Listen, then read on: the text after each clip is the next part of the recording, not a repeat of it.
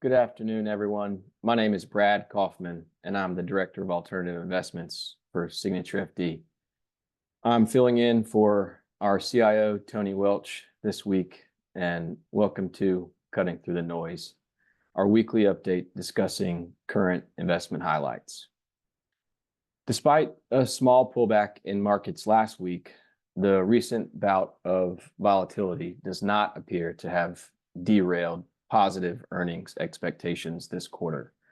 It remains early in the quarterly earnings season, but the bulk of the albeit small number of announcement has been for positive earnings per share surprises, as well as positive future guidance. To date, this quarter, many large banks have beaten earnings expectations due to large investment banking revenues. We view this as a good sign for capital market activity, as properly functioning capital markets are crucial to our financial system.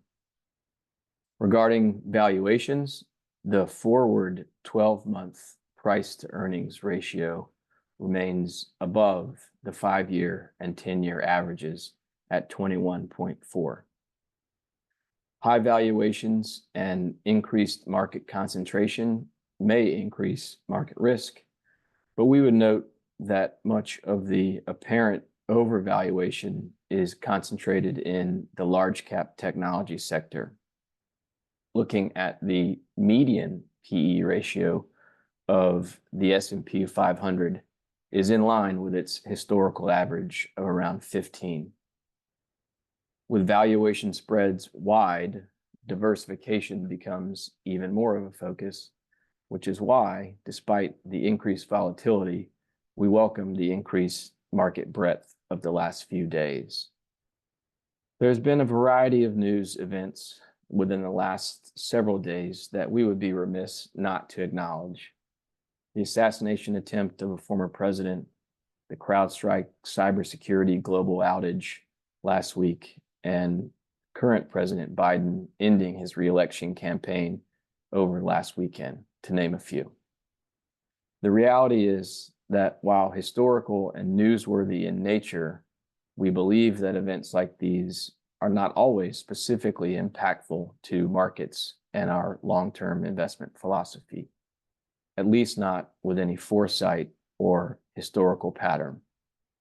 We remain focused on the long term and trying to control what we can control.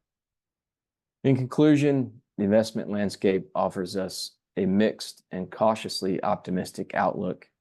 Inflation reports indicate a potential easing of price pressures, which could pave the way for interest rate cuts in the near future.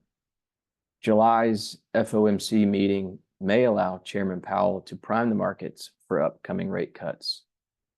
The goal is to get from restrictive to neutral policy, and smaller and slower rate cuts may be preferable if that means emergency policy measures are avoided.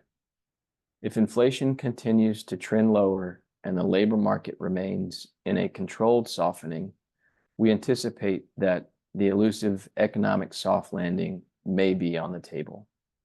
Thank you for listening, and please tune in next week as well.